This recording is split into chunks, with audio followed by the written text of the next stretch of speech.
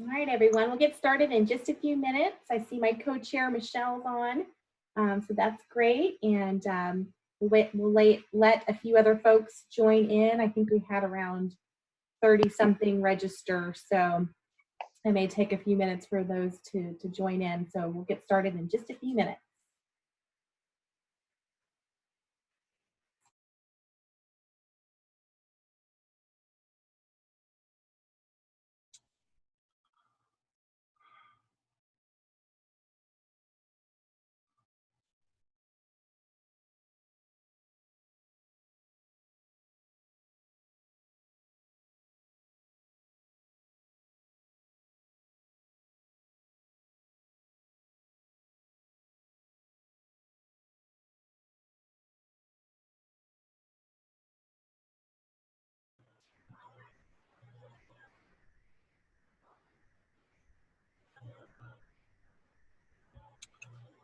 Hey, Christy, I finally made it to the Fairfax Veterans Collaborative.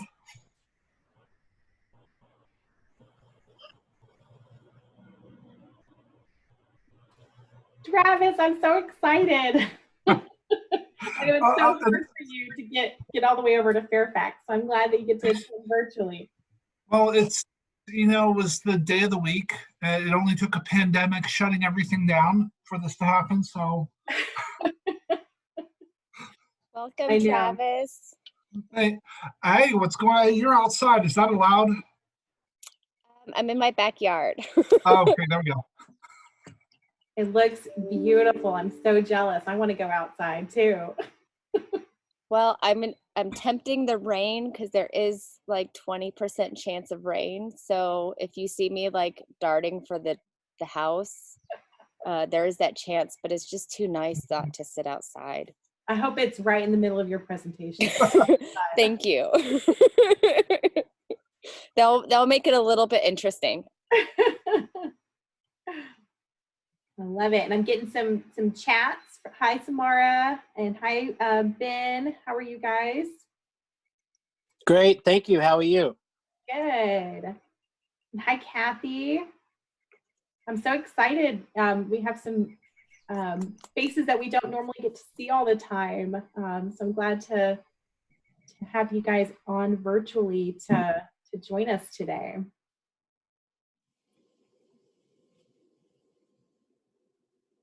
See Paquan. Hi, Paquan.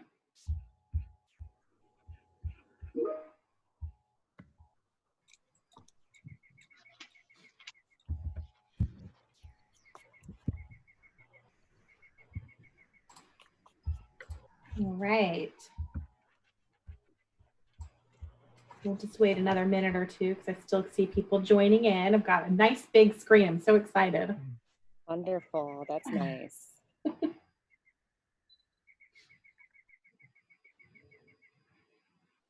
Hey, Christy, our fall schedule just went up on our website. Great.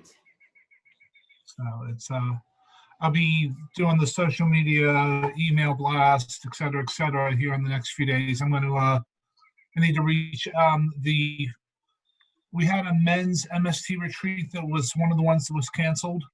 And that's going to be it's the second one in the shoot for the fall. So I'm going to be reaching out to those, the guys who were scheduled before, obviously they're going to have first pick on that one, or Okay. right of first refusal, I guess, whatever you want to call it. Good. I'm glad that you'll be able to reschedule that. Yeah, it was really hard canceling it.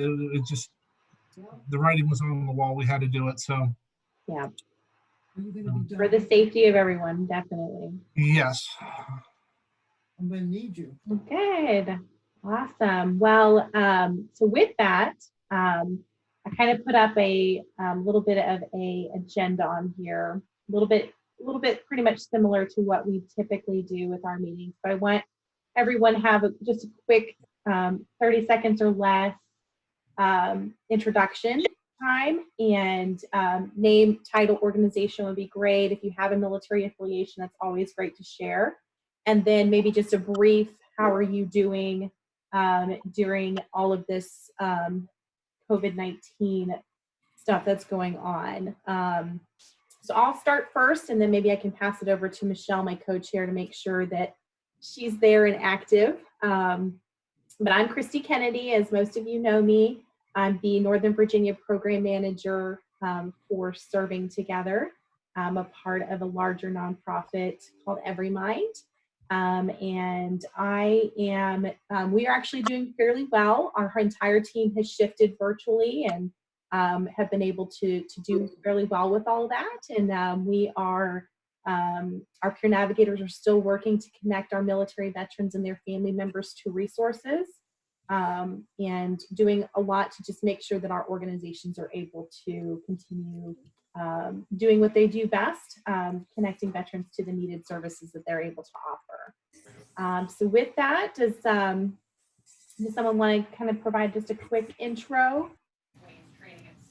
Hi, I'm Michelle Cole, Director of Operations and Canine Programs for MK9 Service Dogs. I'm a Navy wife and a mom of a Navy sailor. And we are still training our service dogs in training. All of our mentors have their puppies, and so I'm sending them work to do at home. And so we've been sending videos and photos of our puppies to their respective veterans to let them know that we're still here and still training their dogs. Thanks, Michelle. Well, maybe I'll just start going across the screen who I have. Michelle Palmer, do you want to go? I had to figure out how to unmute myself. Hey everyone, I'm Michelle Palmer, Vet Success on Campus Counselor with the Department of Veterans Affairs, Vocational Rehabilitation and Employment Program. I'm affiliated with the Northern Virginia Community College, Annandale, and Alexandria campus. Even though all the VAR regional offices are closed, it's still technically business as usual. So if you have anyone interested in the Voc Rehab program or currently in the Voc Rehab program, all of their counselors are teleworking. They should be available by phone, email, and they have telecounseling capability. So it should be business as usual for all the veterans in the program. Great, thank you, Michelle. Jay with VBA 227. Yeah, hi everyone. I'm still playing around with my screen to see folks. We had a video conference board meeting a week ago, and it worked fairly well. We're trying to set up a general membership meeting using Zoom next week.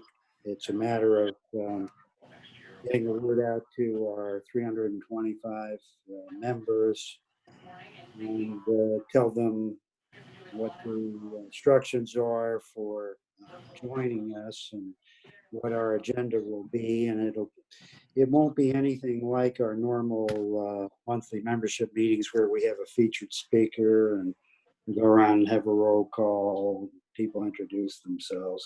It'll be more like a town hall type of meeting to get everyone to talk about their situation during this crisis and whether they have any ideas on fulfilling our mission, our chapter's mission, and our national organization's mission, which is to, do charitable activities for needy veterans. So we're trying to get off the ground in short,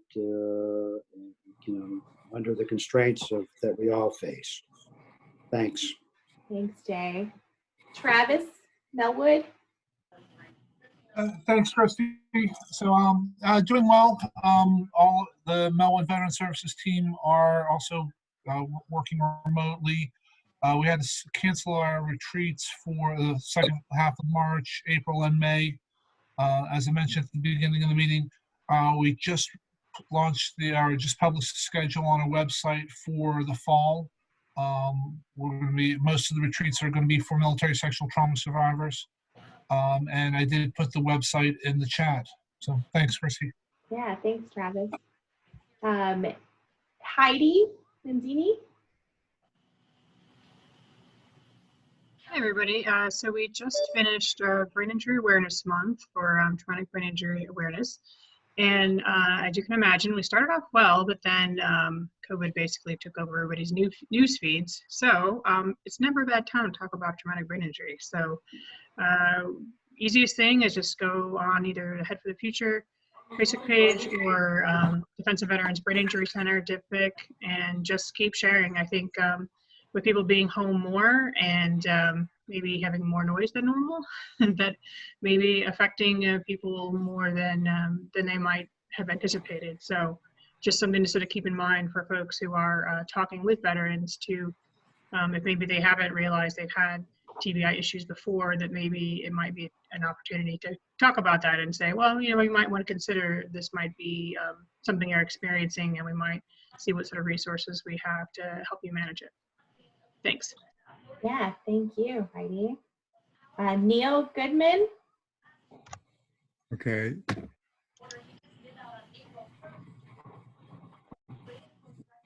Oh, you're on mute.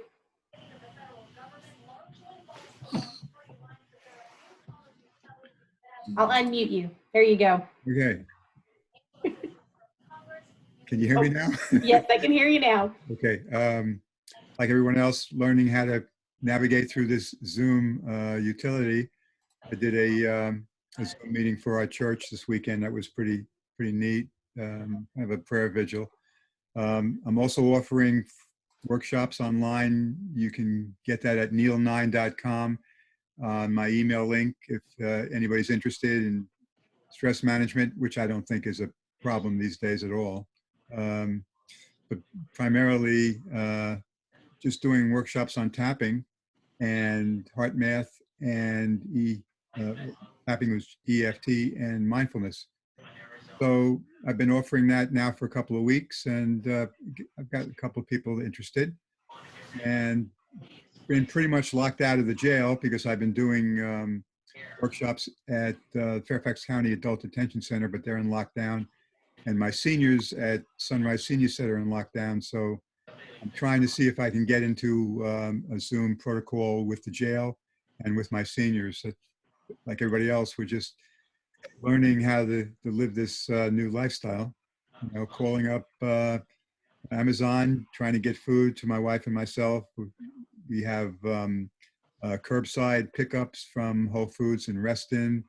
We've gone to some superstores, and Giant is 6 a.m. to 7 a.m. for seniors. Whole Foods is 7 to 8 a.m. for pickup and shopping.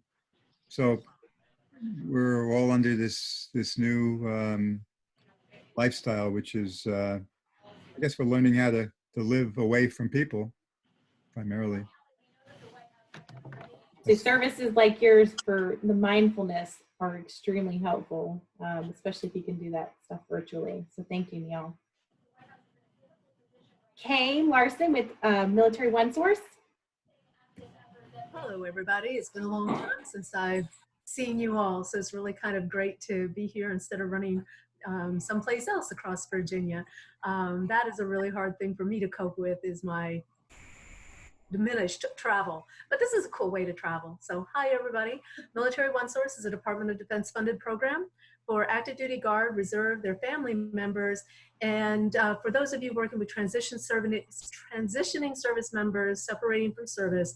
Eligibility for the program runs for a full year past that separation date.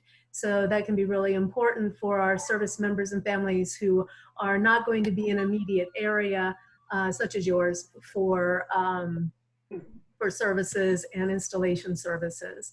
So if you have any questions or anything for me, I'll put my email into the chat and you can get in touch with me that way. Thank you. Thanks, Kay. Paquan, Red Cross. Okay, hello everyone. American Red Cross. I'm out of the Fairfax office. I'm one of their recruiters. We're, you know, all in the National Capital Region, especially Walter Reed and Fort Belvoir.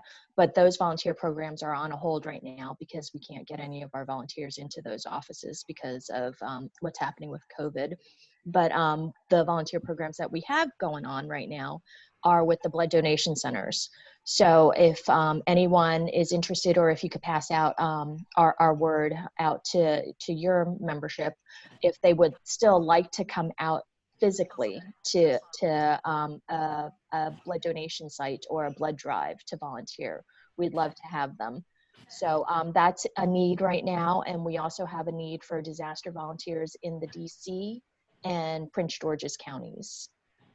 So I'll put my email in the chat for anyone who would like to, get in touch with me or have a referral to send my way. I'd love to hear that. And we're also looking for blood donation sites as well. So if you're an organization that has an actual physical building site that is large enough to hold a blood drive, we'd like to hear from you as well. That's it for me. Thanks. Thank you. Ben Sampson? Hey, Ben Sampson here with Wounded Warrior Project. Like all of you, we're quickly shifting to a virtual platform. So my job is outreach specialist, so I run a whole bunch of events in the Northern Virginia area. And so we're gearing up to start a whole slew of virtual events here soon. The whole company is on work from home until further notice, but we're still operating as normal. If you don't know much about Wounded Warrior Project, I'm happy to connect with you via phone or email to explain in detail what we do, but we're still trucking along using the virtual platform for now. Great, thank you. Kathy Andrews? Hello, I'm with the Virginia Department of Veteran Services, the Fort Belvoir Benefits Office. Our offices are open for business. However, we are teleworking. We've been in that situation since officially about March 23rd. Some staff members started on the 16th or 17th of March, but the whole agency went to telework on March 23rd. I don't want to take too much time because our Assistant Regional Director, Samara Alexander, she's on as well. So all the important tidbits as far as our agency is concerned, I'll let her handle that. But my family and I, we're hunkering down. I want to apologize if you hear any noise in the background when I'm unmuted. My son is home. He's playing WrestleMania in the basement. My husband is doing his honey-do list, and I have a puppy. So just excuse the noise in the background. I think a lot of us are under the same boat as you, Kathy. Don't even worry. Chris Duffley, Red Cross.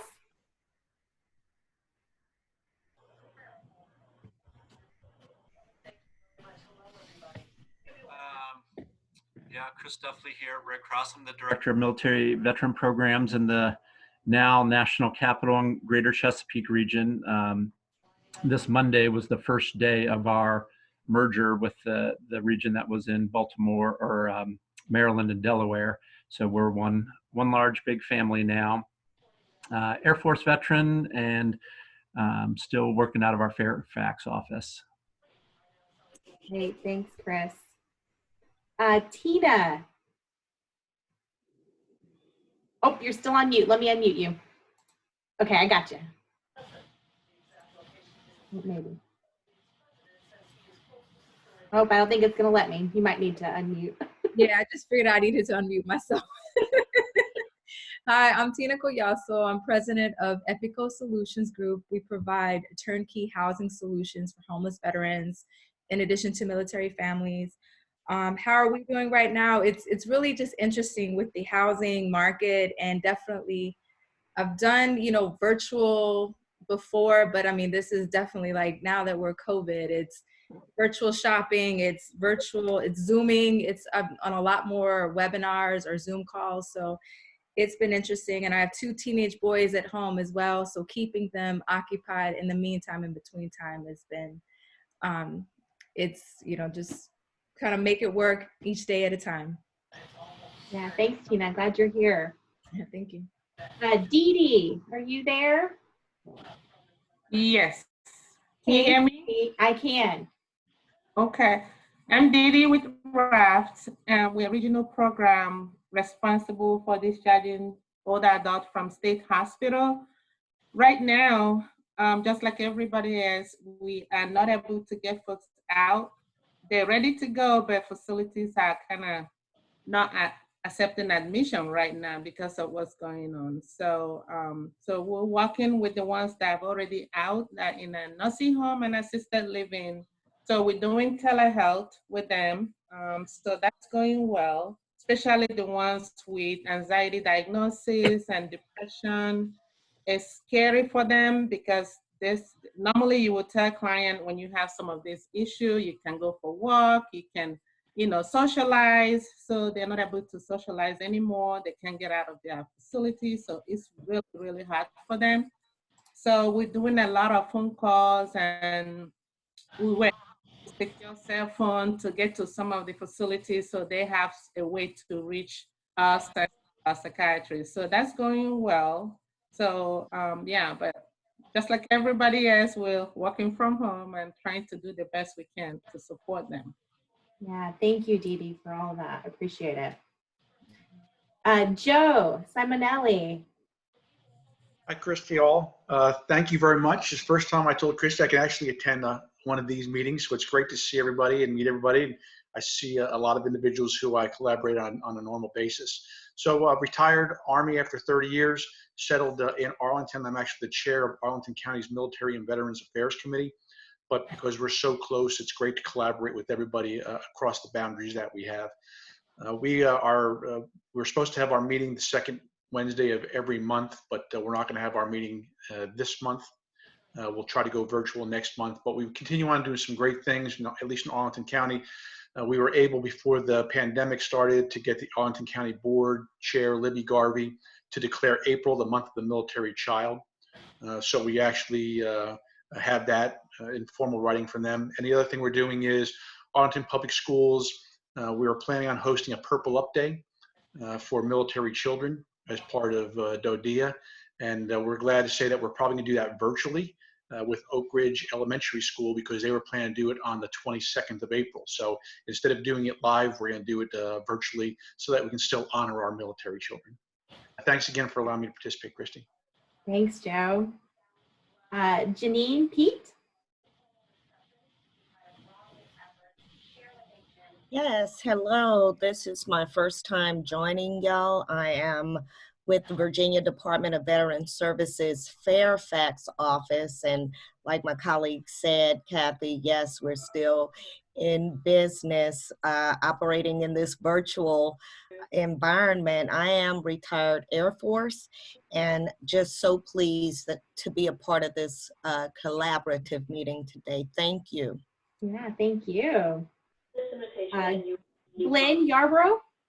Hi, I'm Glenn Yarborough. I'm with Post 270 American Legion and the George Washington Chapter Association, U.S. Army. It was good to talk to Joe there a minute ago because we work well in his MVAC committee. Yes. Thank you for being here. Sean McCarthy, are you there? Hi, Christy. How are you? Hey, Sean. How are you? It's fine. It's been a long time since we Anyways, I'm with the Fort Belvoir office of the Department of Veterans Services. And one of my main focuses is veterans who are suffering behavioral issues, because right now, most of their counseling is no longer available to them. Right. So that's one of our main focus. And we do business best we can in terms of the office itself is closed, but we're open for business. Of course, it's become much more cumbersome trying to get documents and signatures back and forth. For the rest, I'll leave to Samara to brief you. For sure. Well, thank you for being here, Sean. Oh, happy to be here, Christy. Yolanda Rayford. Hey there. Hi, good afternoon, everyone. Yolanda Rayford, Easter Seals Veteran Staffing Network. I am the newly hired career coach. I began on March 18th, had a quick in-brief of sort of 6-8 hours, and have been home ever since. My job as a career coach is to provide all veterans, active duty, retired, all branches of service, and military spouses with career coaching. My colleague, Mallory Lass, who is going to be speaking later, will give me an opportunity to talk more about the Veteran Staffing Network. But let me say I'm applauding the month of the military child. As a spouse of a retired Air Force service member, we are empty nesters, and so our kids are out, but it really makes me remember the days back when they were younger and all of the events that would take place. So thank you for continuing to recognize children. Veteran Staffing Network, open for business. We're all working remotely. You can catch us on LinkedIn. What we are trying to do within the next week or so is to figure out how we can provide additional collaborative support with our DoD colleagues as people are transitioning out. More to follow as Mallory gives a brief. Thank you, Christy. Yeah, thank you. Niyati Dokai. Hi everyone, I'm Niyati Dokai. I am a professor at George Mason University, and I'm also the program director of our Veterans in the Arts Initiative, which provides year-round community arts programming for veterans, service members, and their families, as well as military caregivers. Currently, we were lucky that we were able to transition all of our programming online. So our guitar workshops, ukulele workshops, even some of our art offerings were transferred online and are continuing to do so.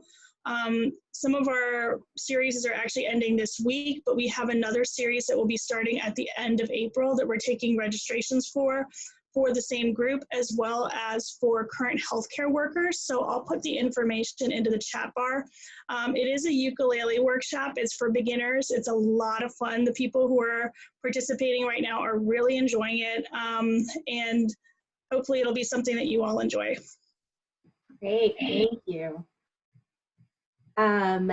Melissa Barber, do you want to say hi if you're there? Hi, sorry, I'm trying to get myself off of the mute and camera. Hello.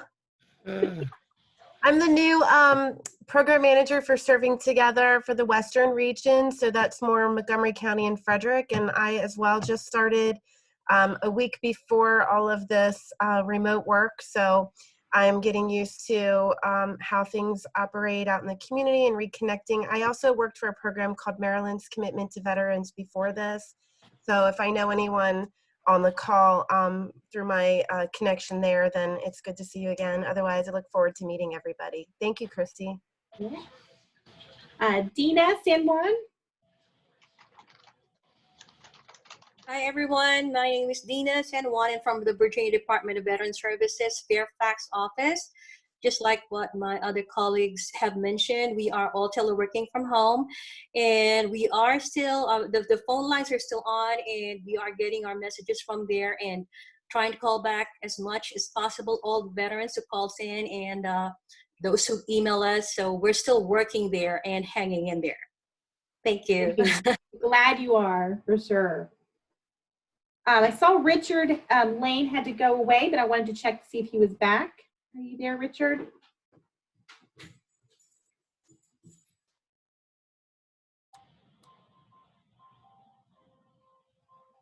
All right. Samara, are you there? Yes, ma'am. How are you? Hey, Samara. Hi. So I'm the assistant regional manager for the Virginia Department of Veteran Services, and I have everyone here from our agencies from different offices. Primarily, what we do is file VA claims. So right now, more than ever, VA claims are important to veterans right now because it does give them some income, especially for those who are missing income because of the COVID. Also, we have Virginia Family Support Services. They deal with the behavioral health. They are partners with some organizations that are represented here, so they focus on counseling, and especially now more than ever, they are helping veterans get their services prior to telework. Telehealth. So we are here and we're in business. We are all around Virginia State, from the Pentagon all the way to Roanoke. Samara, you're pretty muffled. I'm not sure if it's just me, but I can barely hear you. I'm sorry. Can you hear me now? It's a little bit better. So I was just saying that we are filing claims. Primarily, we're filing claims, and we also have the Virginia Family Support Services who focus on behavior health. So they're helping veterans get into contact with different organizations that provide mental health resources, especially during this time. Well, thank you so much. And if you can also put your contact information in the chat, that would be helpful if anybody wants to follow up with you. All right, where am I? Where did I leave off? Richard, I think I saw him raise his hand. Richard, are you back? Yes, I'm back. Thank you. Hey there. Sorry about that. I actually got a call from the Board of Veterans Appeals. So, oh, my name is Richard Lane. I work with the Legal Services in Northern Virginia. I mean, none of our offices are open, but we're all open by phone. As far as I know, the only in-person meetings we're having is if they have to go to court. And usually that would be domestic violence and protective orders, things like that. I think other than that, most of the courts aren't having actual court hearings. And I post a link in there that what services we have available. There's some links in there about tenant rights and some other things about your people's legal rights during this time that might be interesting to all of you, including scam alerts. I don't know about you, but I already got a phone call from someone telling me they would help me get my $1,200. So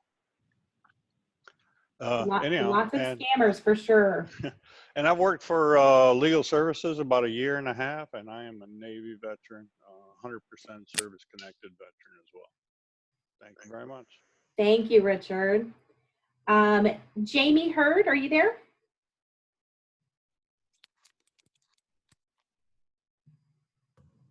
I'm here. I'm sorry about that.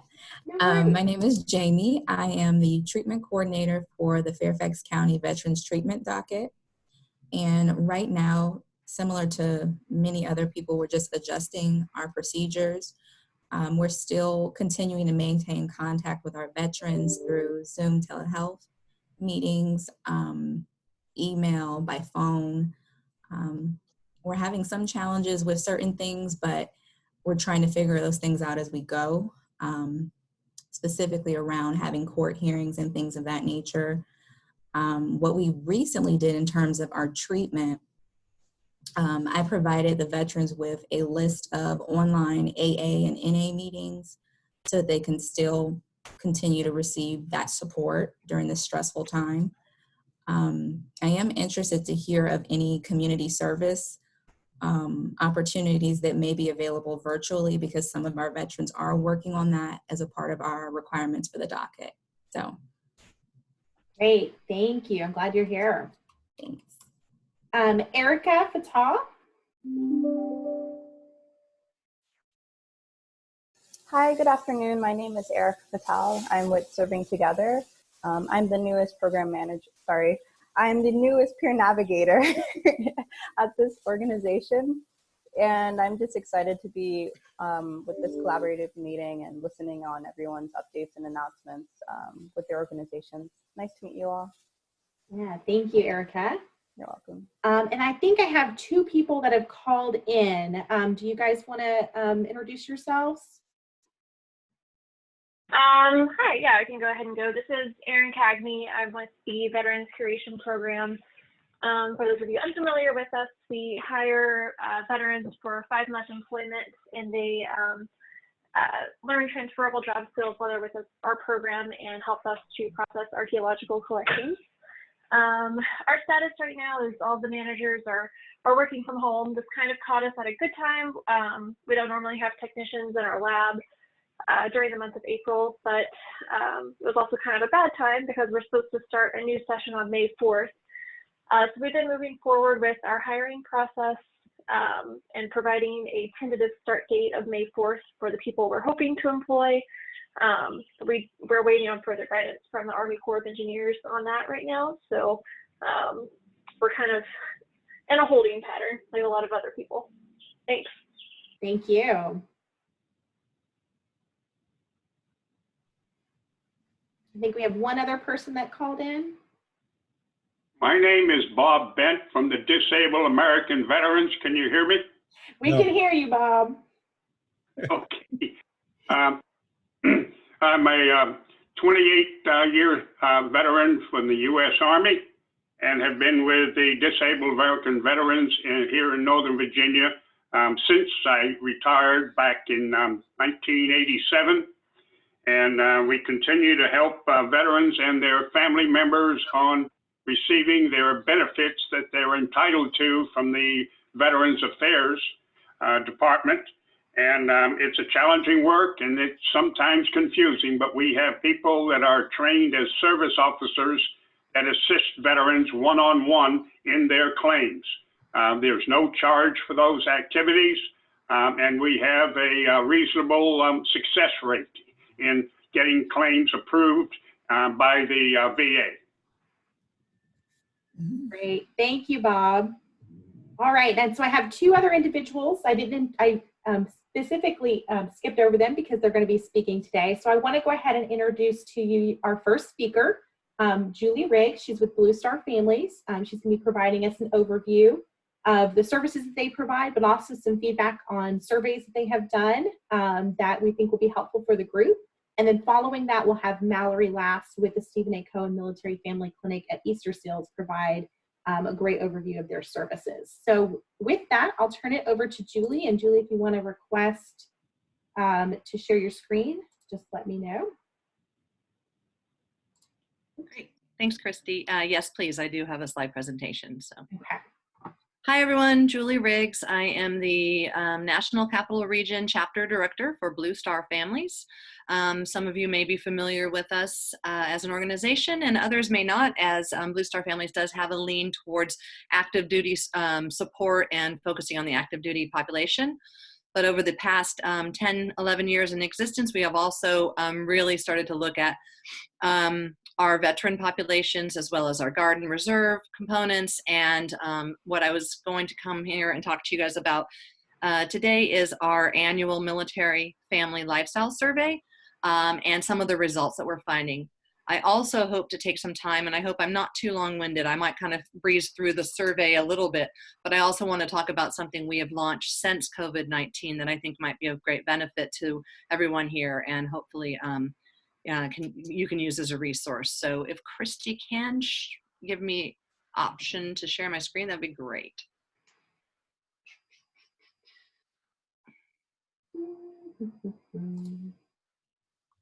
And I said in the chat, but I have my bulldog snoring on the bed next to me, so I do apologize. He is like the loudest snorer in the entire world.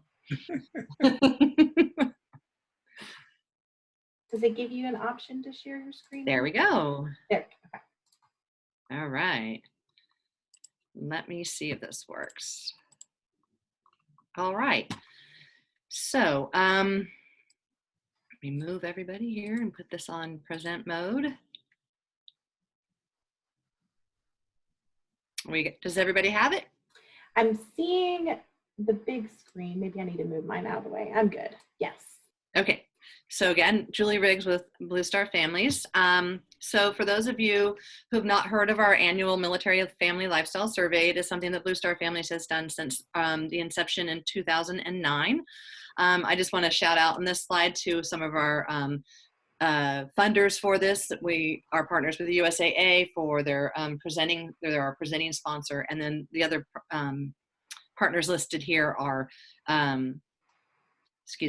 they support the lifestyle survey as well. So just a little bit about the organization. We are a nonprofit 501c3. We were founded by military spouses. With you in mind, we empower military families to thrive by connecting them with their civilian neighbors, both people and organizations, to create strong support, communities of support. So really, our focus is to strengthen our military families, our veterans, our caregivers, our guards and reserves by connecting them through communities. For those of you who know me from serving together, you know I'm very passionate about that. I believe in that community connection and that collaboration to really support all of our service members while they're in the uniform and then afterwards. So I'm really proud of what we do. Let me see, is it gonna, oh, there we go. Just a little quick overview of the areas that Blue Star Families is present across the United States. The big stars represent our funded chapters. At the moment, we have 11 funded chapters. And the rest of those represent communities where we have volunteers who have stood up and said they would bring programming to those communities on a volunteer basis. This is just a quick list of some of the programs that Blue Star Families provides, as well as the some of the perks that members get. I encourage everyone on this call to go to bluestarfamily.org and sign up for its free membership. Does not matter if you're civilian, veteran, active duty, guard, reserve. The membership is open to all, and there's some really great benefits, as well as some programming that we bring to our communities. Our programming we develop to support what we hear from our military families and our veteran families from the survey each year. So the Blue Star Families Annual Military Family Lifestyle Survey, we get survey information and input during the April timeframe. This year we will be pushing it to September because of COVID-19. And then we work with the Institute for Veterans and Military Families out of Syracuse University to really just cut that data and figure out what's relevant and what's important. And then we launched our survey results each February. And some of you were in person, came to our 2019 launch, and I welcome all of you to come next year if you haven't had a chance to come. It's pretty impressive. It is the largest annually conducted comprehensive survey, and it provides a snapshot of military and veteran families to help our nation's leaders, community partners, and philanthropic organizations better understand the issues and develop smart solutions. Okay. By the way, I'm on like full screen on my computer and I only have one screen here. So if someone's in chat, Christy, I won't be able, if any questions are asked, I won't be able to see them. So if you wouldn't mind letting me know. I'm just going to go through these just to give you guys an understanding of kind of what the survey looks at. We look at top issues for our active duty families. You can see here from this slide that these are top issues that were reported in the 2019 survey as things that are, present and issues to our military families. Time away from family, military spousal employment, tied as two top issues. And those are others that were listed. Oops, I'm sorry. Oh, I don't know how to go back. Oh, there we go. So top stressors for active duty military families, that's a little different than top issues. Top issues is just of these issues, which ones are of concern to you, and people pick out their top 5. This was not a grouped sample. It was just listed. There was a whole list and people would rank them. So financial issues came up first, relocation, isolation from family and friends, deployments, and then spousal employment was on there as well. For our National Guard families, some of the differences you'll see here would be military benefits was up there. Obviously, those benefits vary depending on when the person was activated, if they were activated in deployed status. So that is a higher issue for our Guard families. Some of them also remain consistent with our active duty families. Next, I showed the reserve families. So both reserve and Guard families, in addition to what the active duty families are facing, they also have to transition between the care systems, VA, TRICARE, civilian care, and so that can also be an issue as well. One thing that comes up a lot, and we see a lot in our survey, is that a large percentage, almost half of our Guard and Reserve families feel that the civilian support agencies aren't effectively addressing their needs. I know that when we worked with serving together, when I worked with serving together as a peer navigator, people would call up who were Guard and Reserve, and our ability to find a resource that was available to them was much more limited than our ability to find a resource for veterans and or active duty. So this is really being reflected in the responses from our Guard and Reserve families who took the survey. So this has to do with all of our families, not just Guard and Reserve, but 40% of the families, the people who took our survey, and the survey sample was of active duty, spouse, as well as single service members, veterans, caregivers, and Guard and Reserve. Just to failed to mention that. So 40% do not feel a sense of belonging to their local civilian community. And what we have seen is that an increase in perceived sense of belonging to the community really raises people's sense of wellness. That's one of the reasons that I really wanted to come and work with Blue Star Families. Is I believe that our ability to connect our military and then our veterans as they transition out and as they are in the communities to their communities is really a way that we can help to support them and increase their psychological wellness throughout all the stages.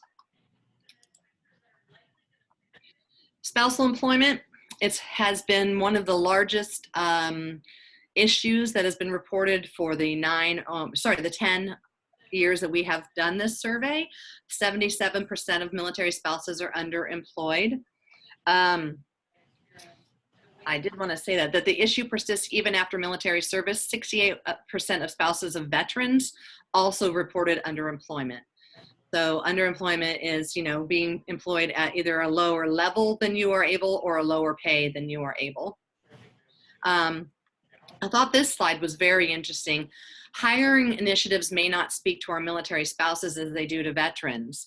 So while there have been improvements in addressing, military spousal employment, the military spouses feel that the things that are being done for veteran employment do not speak to them as much. And a lot of times military spouses, I said just in the slide before, 68% of the spouses who are veterans also still feel that they're underemployed or having issue with gaining employment. So the gaps in the resumes from 10 years ago when their spouse was active are still coming up on the resume, and there's still issues with getting employment even if they've been out and maybe in the community for several years. Looking at our respondents in the veteran population, transition remains difficult for our veterans, and it has long-term impacts. Everybody knows that, I think, on this call. That's why we all do what we do, right? We come together to help with that transition and with the veterans once they have transitioned. But 56% feel the transition was difficult or very difficult, and 42% still feel that they were not well prepared to navigate that transition. Somebody on the call, and I apologize for we're not remembering who it was, but now we're looking at veterans transitioning, having this year, having gone through perhaps TAPS online, or perhaps not been able to get the stuff that they needed to get done while we could still all go outside and offices were open and, and all of that stuff. So I have a feeling that we will see this number spike next year, or we will probably be asking specific questions on our survey relevant to transitioning post-COVID-19. Okay. Transitioning is proving to be harder for our female veterans. I think I've seen that data come around on a variety of organizations that I've spoken to. So more difficult with every aspect of transition, greater financial difficulties for our female veterans, less preparation to navigate resources in their local communities, and a greater social isolation than their male peers who have transitioned.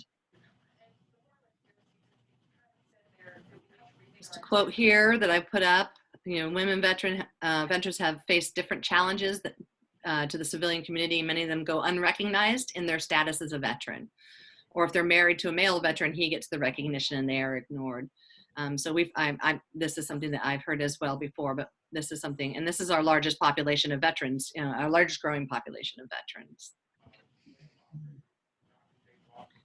And lastly, the slide for this part, and then I'll shift over to the COVID-19 response, is the mental health treatment after suicidal thoughts or attempts. And so I found this one to be interesting, and I brought it up specifically because I know many of you on the call today are working in the mental health realm.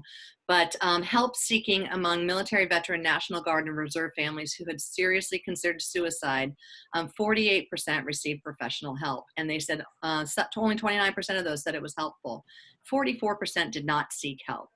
And so again, the persons that we might be needing to reach most directly are maybe not the ones who are sitting in our waiting rooms looking for or speaking to their mental health professionals. They're the people who aren't receiving the help and haven't asked for it.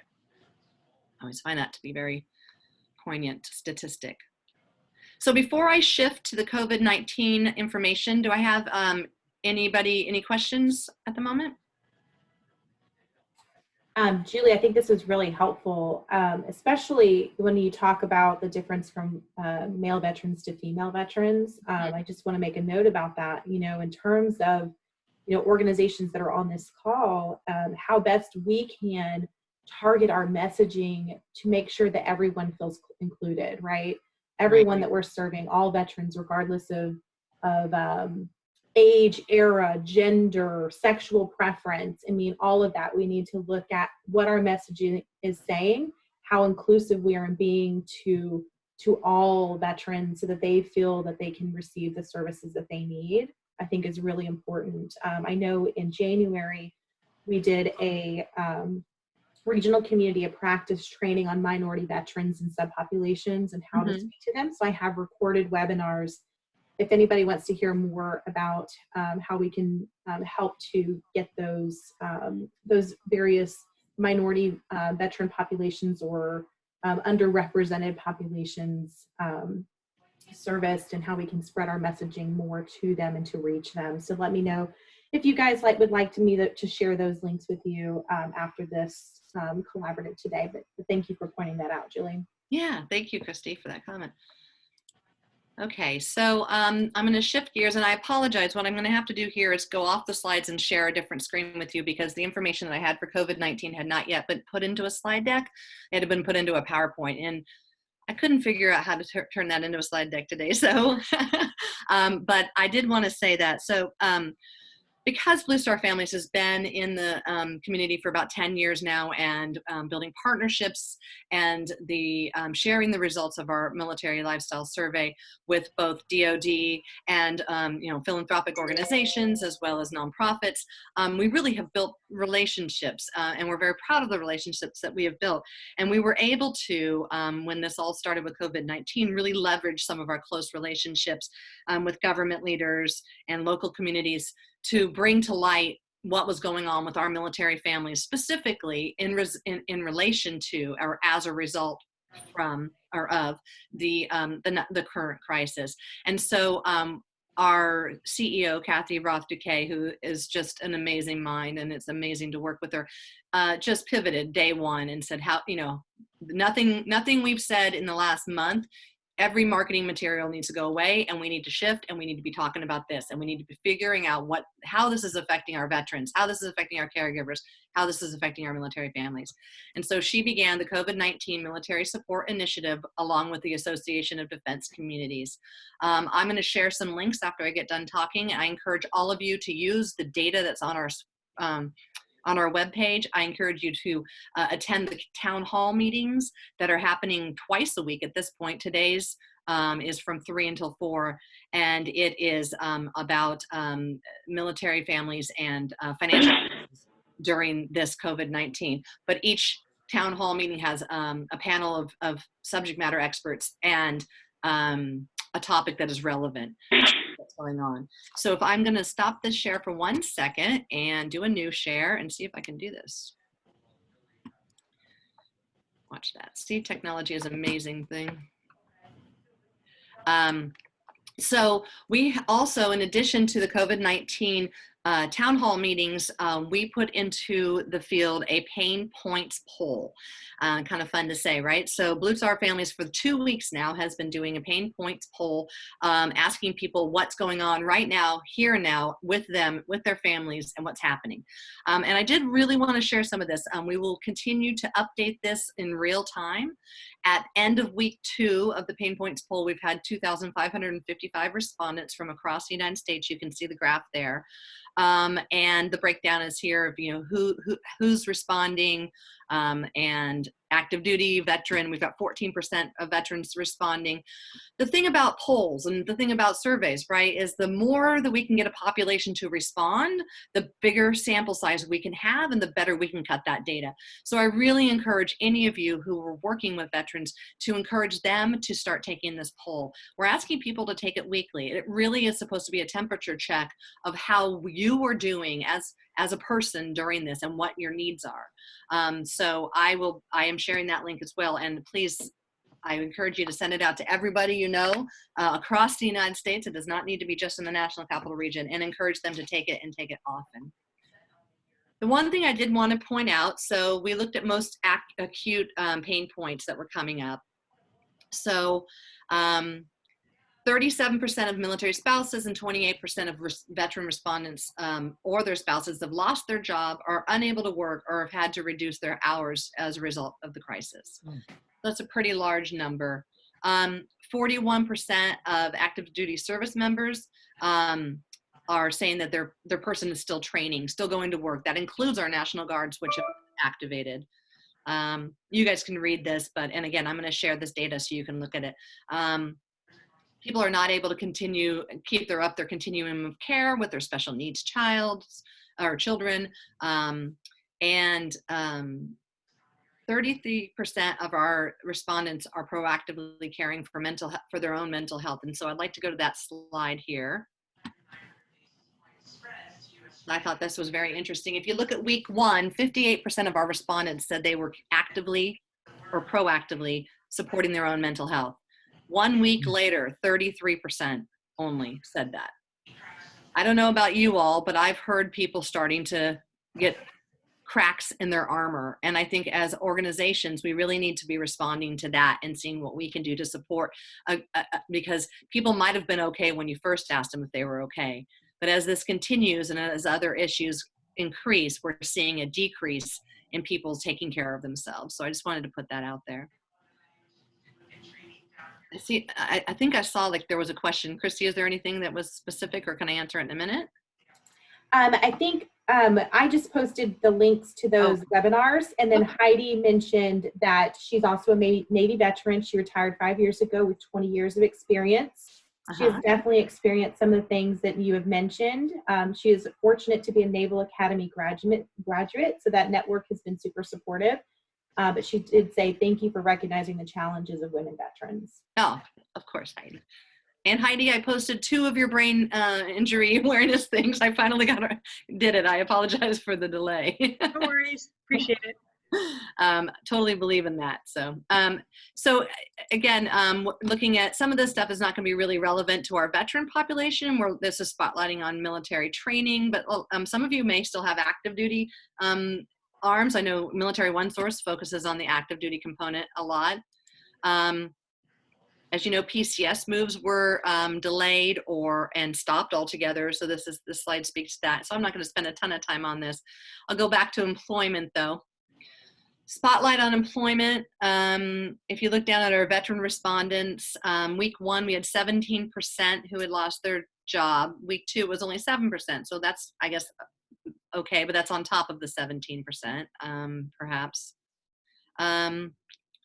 A large, these aren't staggering numbers, but they are going to be impactful as we come out of this financially, we will probably see these numbers change each week too. The questions remain the same, although we have added some questions about people who are going through transition during this. And so I hope to have updated information on transitioning service members and people who were getting out of the military or retiring when this all started to occur. We did add some of those questions. So about equal, people saying that it has or hasn't impacted their family financially. That would be a very different number, I believe, if this was not a poll asking about military families, because military is one of the positions or organizations that has continued to keep people employed, and people are still going to work, and people are still getting a paycheck. I'd be interested to see this number if it were specifically to our veteran population. Childcare and then education. So I'll leave it at that. Do we have any other questions about some of the stuff that I shared?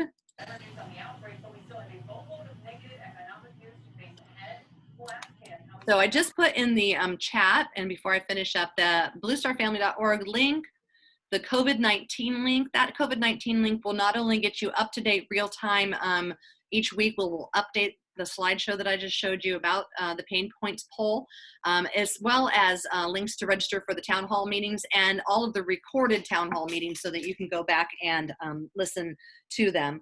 And then finally, the survey link is if you wanted to look at the survey. I sort of breezed over it, but I do encourage you. There is an executive report as well as a full summary of the survey. And if you're one of those people who gets into data and enjoys all of that, I encourage you to go read those and really look at what was asked. And as it digs down, there's a lot of questions that were asked. And again, we didn't get a sample size large enough to include them in the results, but there were questions that were asked that are on the full summary that you can also look at. And when my last little plug here, well, two. When we do start our survey launch in September, I will ask Christy if I can jump back in for 5 minutes and mention that, because I really would love to increase the number of veterans and spouses and caregivers who are taking our survey so we have more data and we can represent that population better. And then the last one is that locally, as the chapter director for Blue Star Families, we have pivoted and are doing local virtual events. And so please, if you sign up as a member for Blue Star Families, you'll get my weekly email with events that are coming up. We have some ones partnering with the Red Cross coming up in the end of April, a resiliency one specific to COVID. Very excited about that. Thanks, Chris. And then we have another one coming up where we're doing social or coaching for children who might be experiencing anxiety now, as well as how to coach them back into the world once this is all over. And so coaching them back into going to school and dealing with some of the stuff that they sort of left and came, isolating now in home, that transition back. So very excited about some of our events that we're holding. And thank you, Serving Together, and Christy, for having me. Yeah, thank you, Julie. This was so much great information, and I think really helpful for us to know that you guys are keeping tabs on how things are going with our military and veteran populations during this time. So I definitely would love to continue to share the pain points, results, and things like that through our newsletters and other means so that we can update our collaborative groups, but also the military families that are facing this struggle. Because I think we as organizations can use this data to help us better promote and share our services across the board. All of these organizations are doing amazing work, but if people can't find you or don't know that you're still available or are still able to serve, then they could be in a place where they get into a worse bind, right? And so we want to be able to help them sooner. So thank you for your time today, Julie. I know that you do have to jump off early, but thank you for being here. And again, Julie put her email address in the chat if you guys want to reach out to her directly for anything. Thanks. And one last thing, Christy, if anybody would be interested in partnering to do a virtual event that we can offer to military families, it can be a cute little thing like reading a book to kids, or it can be something more serious like a mental health resiliency program. Please reach out to me. We're always looking for new content to create virtual events, and we love partnering with our community partners. So I am going to have to leave. It's good seeing all your faces. I'm glad you're all well. All right. Thank you, Julie. All right, and with that, I want to turn it over to Mallory Lass with Stephen A. Cohen Military Family Clinic. And I'm loving your background, Mallory. Thank you so much. It started raining, so I did come inside, but I still wanted to be nature-y. I like it. And San Francisco Bay Area is kind of home for me, so had to do that. But I'm going to go ahead and start bringing up my slides while I introduce myself, if that's okay. Yes. So hello to everybody. My name is Mallory Lass. I am the outreach manager for the Stephen A. Cohen Military Family Clinic at Easter Seals. We are a clinic. We provide mental health services, and I can't wait to share more. Can everybody see my slides? Yes. Excellent. Okay, I'm getting better at doing that. Let me get into the right slide. But myself, I am a veteran myself. I am very passionate about what I do. I joined the Air Force straight out of high school. I enlisted and I was a mental health technician. So I've been in the mental health field now for quite some time, and I was very fortunate to find this position after I got out, and to be able to continue working in the mental health space. So I'm very excited to be here on the East Coast. This is still new to me. Like I said, all my family is in California, so I'm excited to be here and still working for veterans and the military family any way that I can. For our clinic, we are still open. We are still providing services, and I'm going to explain that all to you now through what we're doing in our telehealth services through the Cohen Clinic. I too, just like Julie, just have the one screen, so I will make sure there's time for comments at the end, but I won't be able to respond to any of the comment boxes just because I have the one screen. So I'm going to go over a little bit about who we are, both as the clinic as well as our services and ecosystem at Easter Seals. I'm going to talk a little bit about managing stress and anxiety, just because we are all within that helping network and we need to take care of ourselves as well as our clients at this time. I also want to touch a little bit on suicide prevention, clinic contact, and then a quick minute for questions at the end. So quickly on who we are a nonprofit. We are a 501c3 nonprofit organization. We are partnered here locally with Easter Seals, who has been serving the community by providing assistance with physical and mental and emotional health services since 1919. It came to the DC area in the 1960s. Easter Seals partnered with the Cohen's Veterans Network and opened our clinic in 2017. So we're a newer clinic locally to the DC metro area. Our clinic is actually located in Silver Spring, Maryland, but we do offer services to any client anywhere in DC, Maryland, or Virginia, based on our telehealth services. So it can be anybody, anywhere in those states or locations. We're glad to provide services. A little bit about the Cohen's Veteran Network. Stephen Cohen is a very generous entrepreneur. He has a son who enlisted in the Marines. He deployed to Afghanistan, came back and told his dad about this need, and thus began the Cohen's Veteran Network in 2016. We now have 15 clinics nationwide. Our clinic is just proud to be one within that family. We provide high quality and accessible mental health care to the entire military and veteran family. That includes their family as defined by the veteran or service member and caregivers. We treat all veterans at our location, including Guard and Reserves, and like I said, their family. So services are provided regardless of their military discharge, what they did in service. If they served one day in service, they are eligible for services at our location. We offer goal-focused, short-term, evidence-based mental health services for each individual. We offer services to parents of service members, siblings, spouses, partners, dating couples, children, caregivers. Since we are nonprofit, we're not based on DOD or VA definition on what the family member is, and we're very excited to offer our services to those within the family that needs care. At the same time,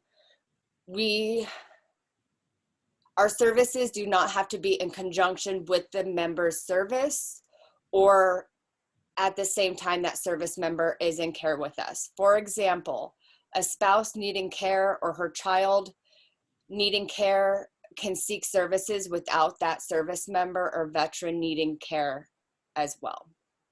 So we're very excited to be here and offer those services. Types of appointments. We do counseling for individuals, couples, children, adolescents, and families. So that individual counseling can be ages 3 and up.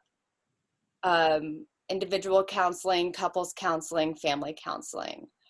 Due to being completely telehealth at this time, we are limited. When it's in person, we can definitely do 3 years old, but it is on a case-by-case basis by how young we can go through telehealth. We do offer case management services. So if there is a client that called us and we're unable to assist in-house with our services, we're never going to say good luck, you know, you're on your own. We will help them find assistance and put them in contact with all of our incredible community partners, such as yourself sitting here today. So I love meeting our community partners, and thank you so much for all that you do. As I said, we have telehealth. Telehealth is offered through the Zoom platform. We have a business platform of telehealth, so it is completely HIPAA compliant, is confidential. We've ensured that there's not going to be any concerns with the hacking that we've heard about in the media. And that, again, is offered to anybody in Maryland, Virginia, or DC. We do have a part-time psychiatrist on staff that is available to help with medication management for our clients. So with that being said, our clients have to be, those seeking medication have to be also in therapy with us. They can't come to us just for medication needs. We also offer skill building workshops and groups, which I'll touch on another slide, but we love partnering with our community partners and offering any other type of wellness program as we can. We're very big on evidence-based therapies. We have cognitive behavioral therapy, cognitive processing, motivational interviewing, Gottman model for couples, prolonged exposure therapy.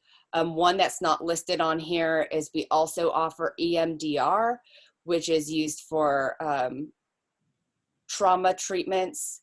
That is something that we are able to offer in-house and not through telehealth, but it is something that we do offer as one of our evidence-based treatment models. Okay, what we treat, like I said, we're very person-focused, goal-focused. Everything is individual-based.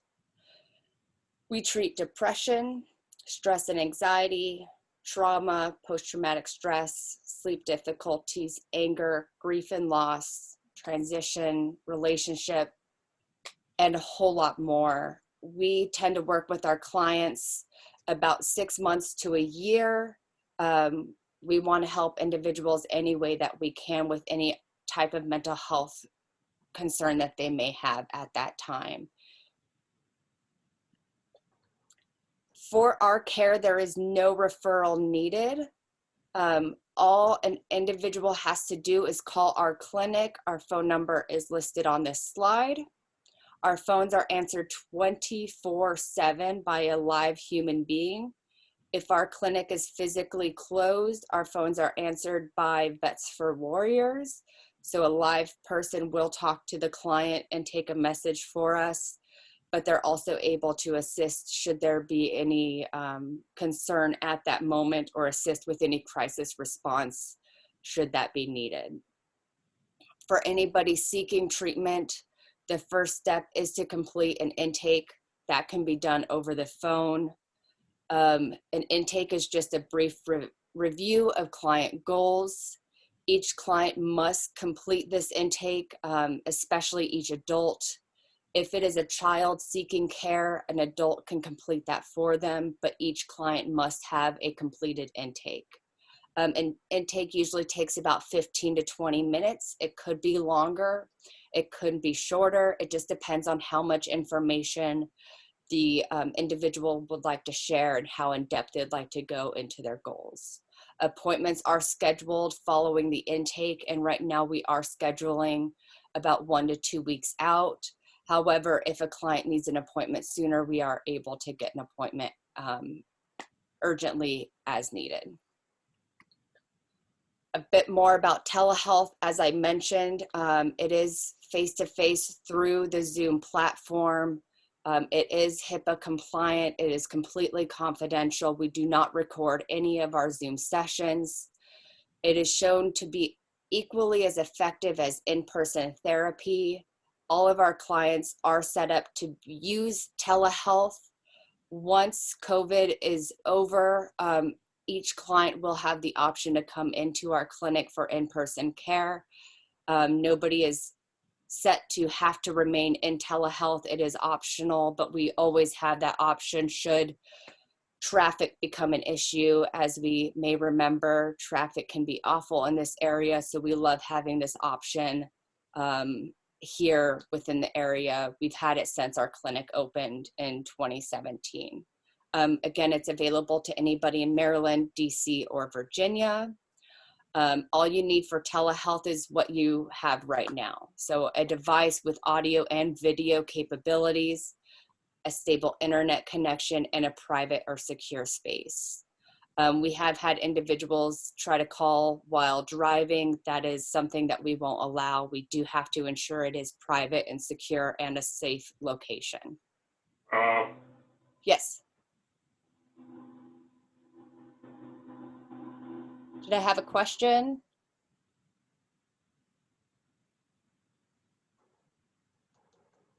Okay.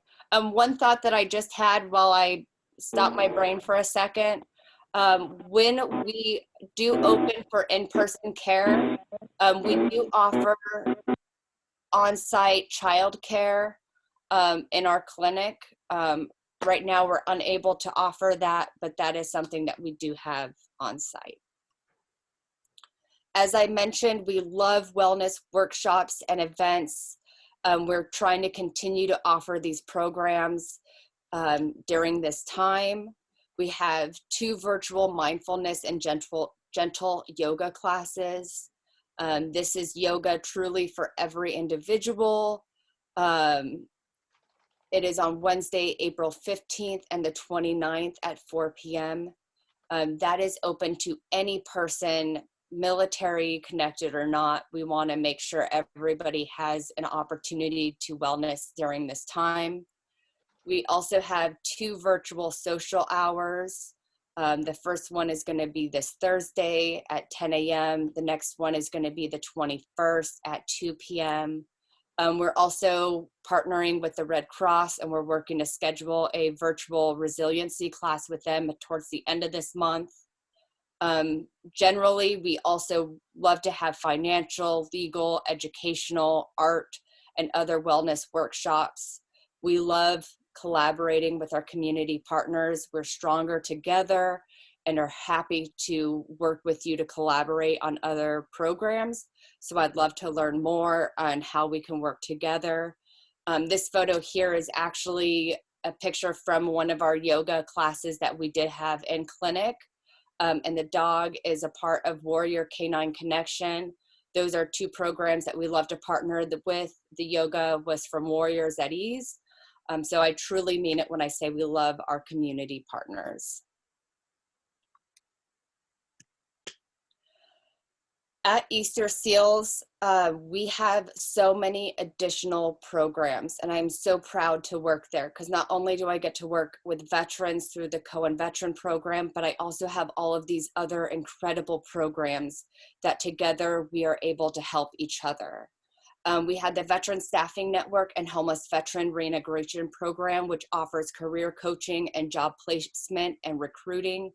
I'm going to go into that more in depth here on the next slide, and I'll let Yolanda speak. But really quickly, I want to let you know about our respite care services. We have respite care, which offers respite care days where families with children with severe difficulties with mental illnesses or physical disabilities are able to come and hang out for the day with volunteers. They do activities such as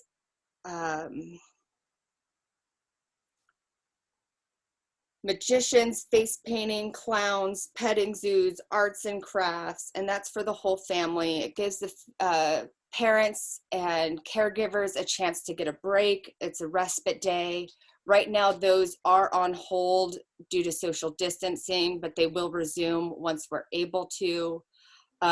Those are available based on interest and availability of volunteers. We can't guarantee that all families are going to be able to be placed or be able to enroll due to needing volunteers, but we try to match as quickly as possible. There's no financial requirement. If you're interested in that, just email respite@eastseal.org or let me know. I'll have my email at the end. But we have those respite days. We also have in-house respite care for our active duty Navy families.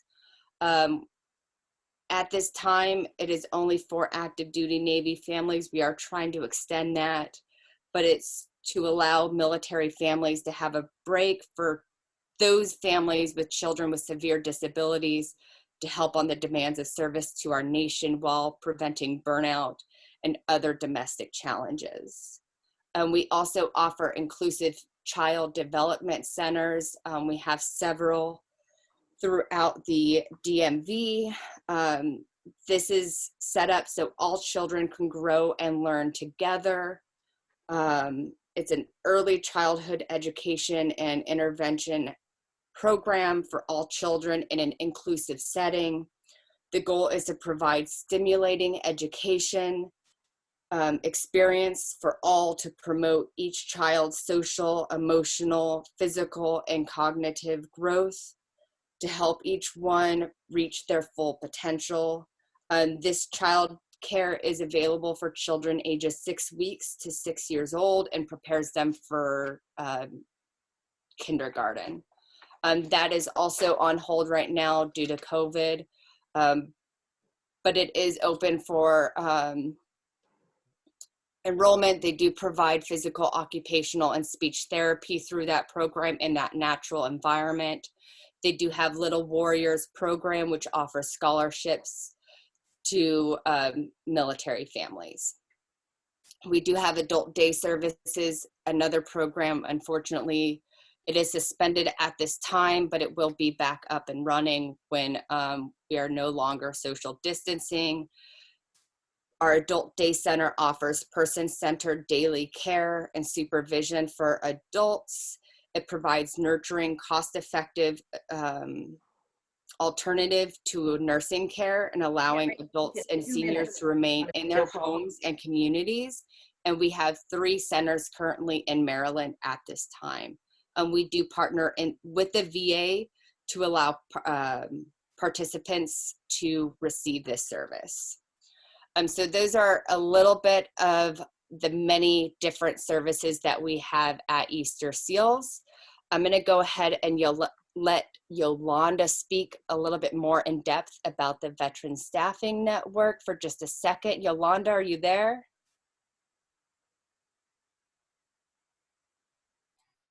You're still on mute, Yolanda. There we go. Good afternoon, everyone. As I mentioned previously, I just recently joined Easter Seals.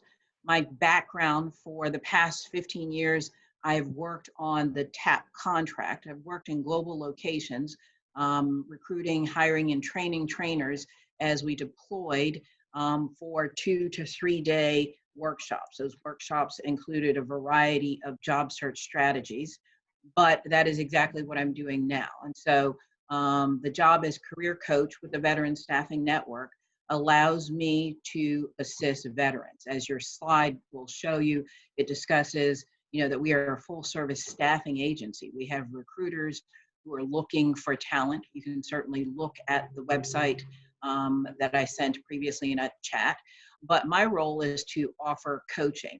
And so that coaching is comprised of an analysis or an assessment of your skills, your interests, your personal work values. I can assist you with resume preparation. Just this weekend, because of flexible time and the fact that we are in COVID, I assisted someone with a federal resume. And so taking that civilian experiencing and morphing it into a federal document took several hours. I'm not writing resumes, I'm critiquing, advising, and services are more empowerment. I am here to offer interview preparation, provide you with assistance on handling your social media platforms, salary negotiation, that sort of thing. I have worked with all sorts of populations of military service members, from military spouses, who Julie previously mentioned, were underemployed, wounded warriors. I stood up the Wounded Warrior program at Fort Belvoir. I've worked with those service members who have been incarcerated. And so I understand that now we need to come together, and I'm so excited about this specific collaboration.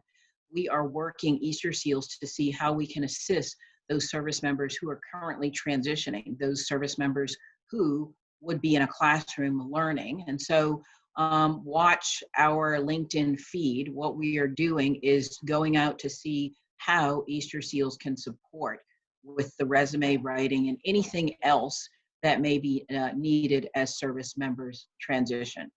I've answered questions in the past 10 days on unemployment assistance. How can I get my glasses fixed? Where can I go for taxes, et cetera? And so I'm so excited to be involved in this conversation with Christy and the resources that are available. So that is all that I have. Christy, I'll be sending a flyer if you don't mind forwarding it to colleagues. I'd appreciate it. Absolutely, happy to do so. Thank you. Thank you, Yolanda. So that is our Veteran Staffing Network.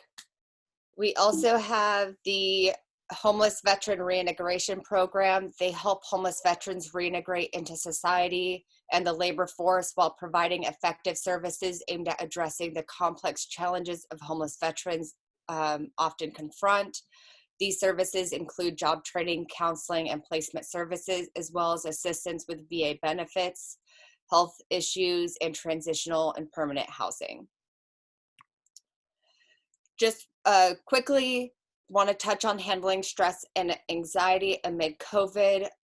Please remember to take care of yourselves. Some things that can help is to maintain a normal routine.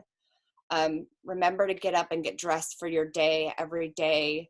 That does not mean putting on a different pair of pajamas, as easy as that might be. Eat healthy, try to get your fruits and vegetables. Exercise daily, 30 minutes a day is what is recommended, and it truly will do wonders for yourself, whether that is videos online, through other different programs. I know there's several programs right now offering workouts. Our clinic is offering yoga, but try to find some type of exercise daily. Make sure you are turning off your work computer at whatever time has been designated for you, but turn it off, close the computer, and get some time away from work. Make sure you're finding ways to socialize and chat with your friends, call, video chat, and socialize with others, and maintain a healthy sleep schedule.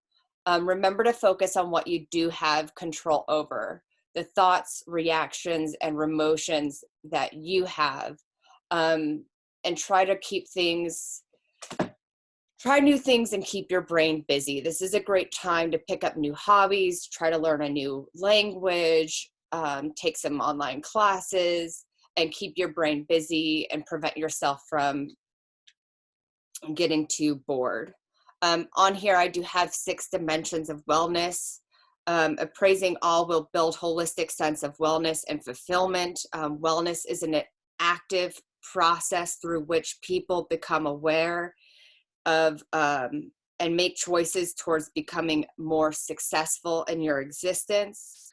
The 6 on here are occupational, so participating in work which is consistent with your values, goals, and lifestyle, and provides satisfaction, enrichment in your life.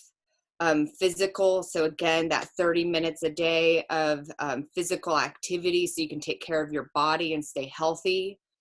Social, healthy relationships with people that care about you and you care about them, and add to your community. Intellectual, maintain your curiosity, expand your knowledge and your skills. Spiritual, find value, purpose, and meaning in life. This does not mean that you have to have religion. It could be with or without religion being a focus, but finding that value and purpose and meaning. Emotional, Understand and respect your feelings, your values and attitudes, manage your emotions constructively, feel positive and constructive about your life. Just a reminder that when you find yourself worrying, take a minute to examine the things that you have control over. You can prevent a storm from coming, but you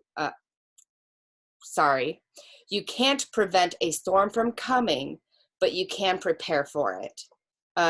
You can't control how somebody else behaves, but you can control how you react to it. So just kind of think some of those, remind yourself of what you do have control over and be mindful of that during this time. Again, stay calm, don't panic. When there are things that you don't have control over, take a deep breath and practice mindfulness. Deep breathing is so very important. And I encourage you all to use the various different apps there are out there.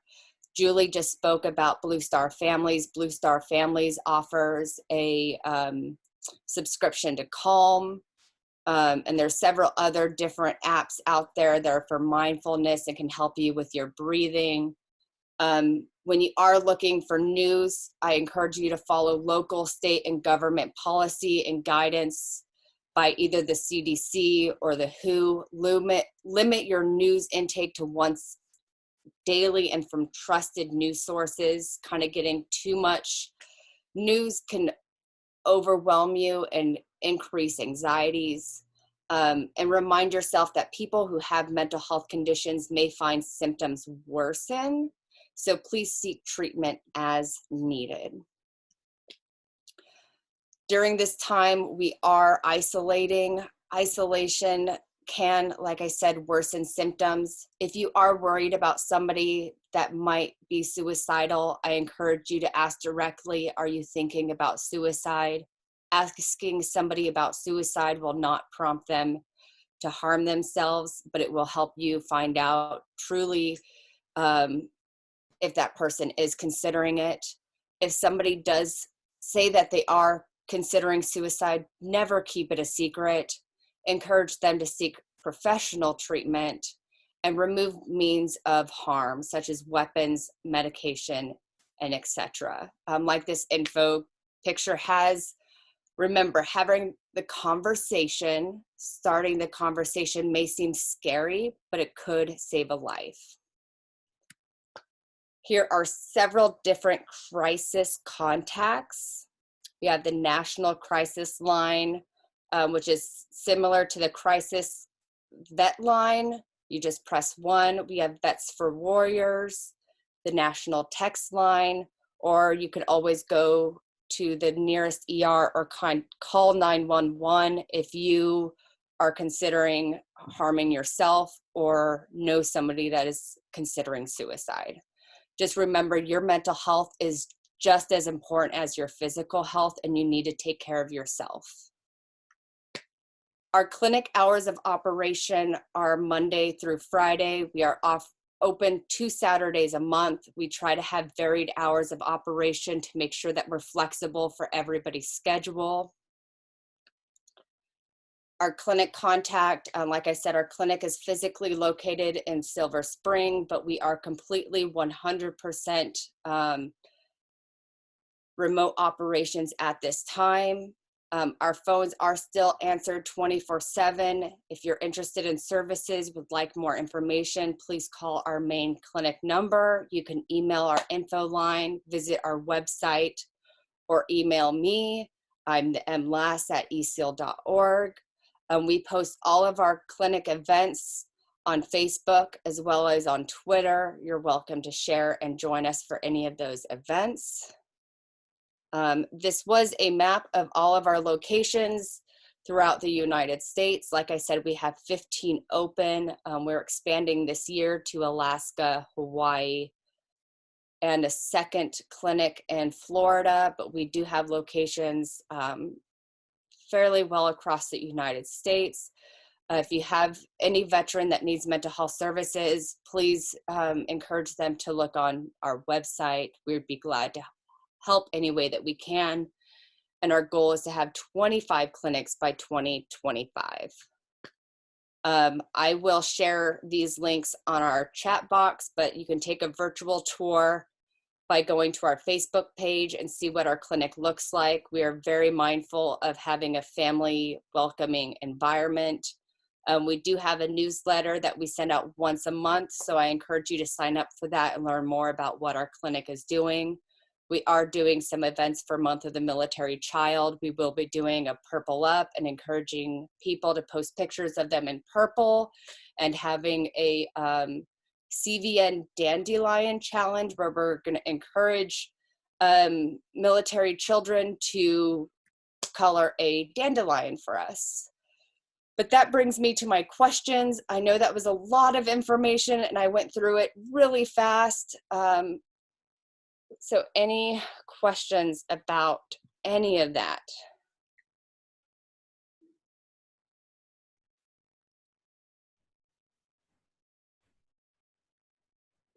Excellent. Thank you, Mallory. I think, oh my gosh, this presentation is so important during this time. I've started to see a spike in individuals mentioning, especially our veterans that maybe struggle with mental health, that are considering suicide right now, or maybe have attempted suicide. And it's really challenging. Even challenging, as you mentioned, to go to your ER right now with all of the COVID-19 screenings and things. People have to go in through a tent to get into a hospital, right, to get their temperature checked and ask all these questions, right? So it's challenging for people. They have fear. They don't know what's going on. They have fear of the unknown. And so it's causing people to get to that point of, of thoughts of suicide, right? And so it's so important to know that we have resources like the Cohen Clinic, like the Veterans Crisis Line, that we can reach out and help veterans get connected to during this time. So please, as you are reaching out to your clients, to your friends, to yourself, your family members, ask those questions, make sure that they're okay. Like Julie mentioned in her presentation, last week people probably were okay, but this week they may not be okay, right? So constantly checking in are really important during this time. And so I'm so thankful for organizations like Cohen Clinic. So thank you for your time today, Mallory, and sharing more about the amazing work that you guys do in this community. It's my pleasure. If anybody does have any other questions, please don't hesitate to contact me or reach out to me or Yolanda for questions about the Veteran Staffing Network. We're glad to help any way that we can.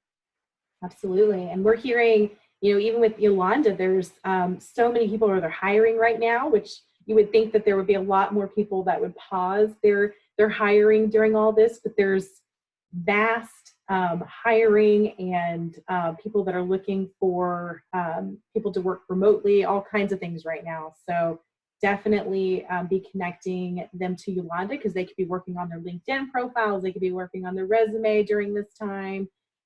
There's tons of virtual job fairs that are going on right now. So great opportunity for people to also seek work as well.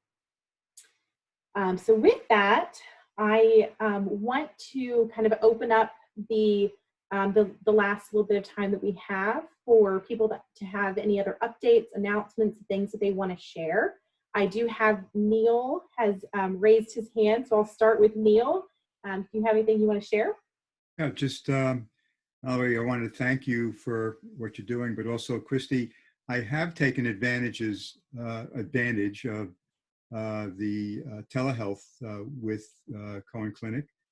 Currently working with a clinical social worker right now, and it's very, very, very helpful just having somebody to talk to. I'm a Vietnam vet, never really thought I had a stress problem all these years, and finding out, yeah, there's a little bit of that, and this has really been helpful. So I want to thank you and the clinic for offering that. It's been a great help. Did you get that? Yes, we got that. Okay. Thank you, Neil. Checking. Thank you for your feedback. It's always helpful. All right. Any updates, announcements? Feel free to come off mute.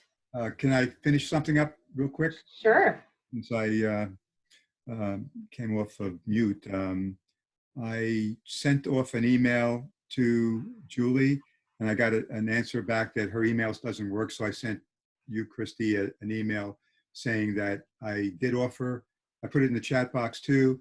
I did offer to do some workshops, free 45 minutes, whatever, with a small group of individuals where we can discuss mindfulness techniques, emotional freedom techniques, and bring in heart math, which is what I've been doing in the prisons and also at senior centers.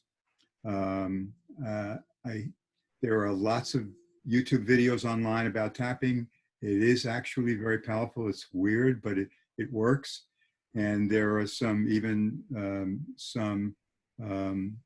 people that are coming online and telling about their stories in the ER and also in intensive care units where they've actually done tapping to help with breathing problems.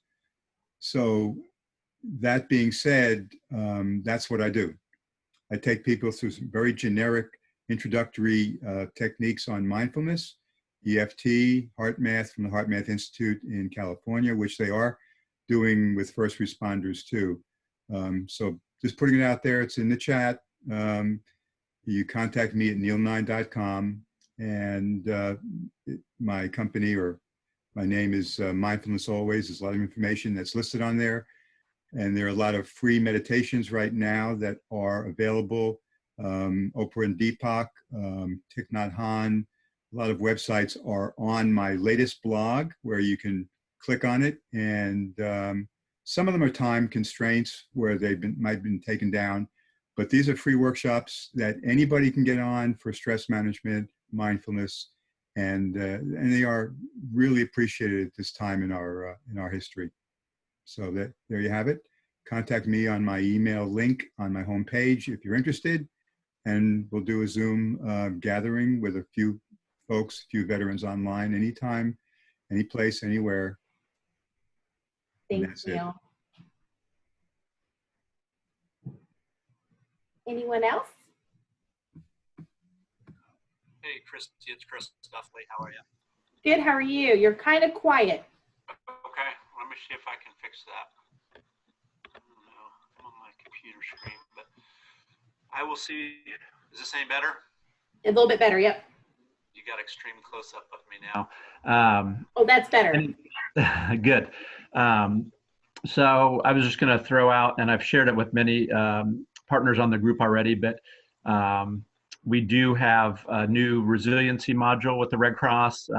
It's specifically designed by our facilitators for supporting during the COVID environment, and just handling a lot of the things that Mallory and Julie talked about, just the isolation and stress and the changes that we're all going through. And so we've are working already with Blue Star Families and Easter Seals, the Cohen Clinic, and other partners.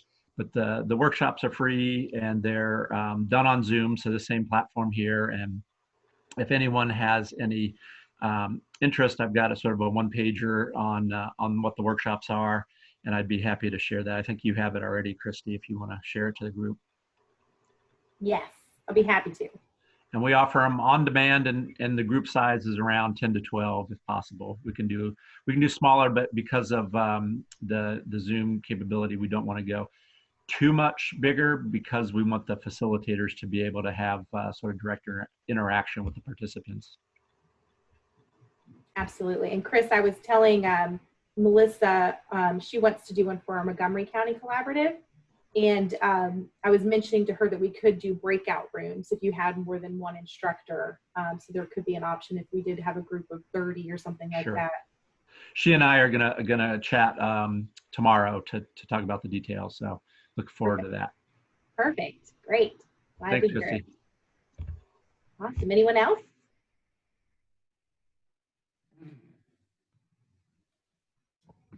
Oh, Christy, I'll always take a chance to talk. But like I said, we updated our schedule, and we posted we're doing 6 retreats in the fall. A couple with partner organizations.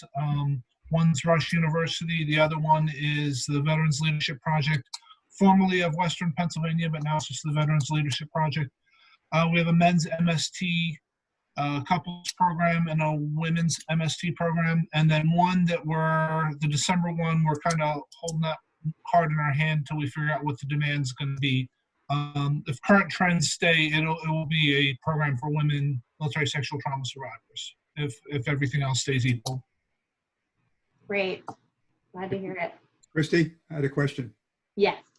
I just did a Zoom meeting, as I said earlier, for the church, and normally you're allowed 40 minutes. And so I set it up, but in the time setting up, where you set up your meeting, it's 45 minutes and then above that.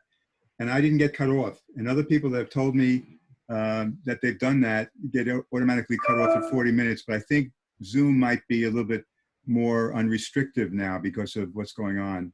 And I think it asked me if I wanted to upgrade, but that's about $15 a month for the upgrade, where I can have a much bigger audience and also go, an hour or more.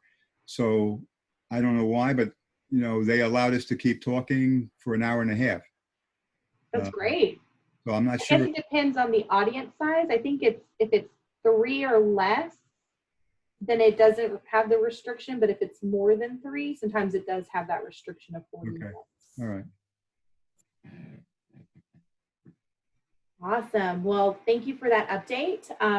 I did want to, let you guys know that we do have other collaboratives that we run throughout the national capital area. So we'll be trying to hold different speakers throughout all of our meetings. Some of them will be duplications, but for the most part, we'll have different speakers and different things that are going on. So if you have time and you're interested in any of the other topics that we have at our other collaboratives, we invite you to join in. You can always see our collaboratives on our Serving Together website, and I can post that link here shortly. We also will be putting out some online training opportunities, including helping network users to understand Unite Us, get a nice refresh on how to refer people into the network, as well as individuals that aren't in the network yet that may be interested in registering. We'll have a session next week to go over how to become a registered network user to be able to refer people in and receive referrals through the Serving Together platform.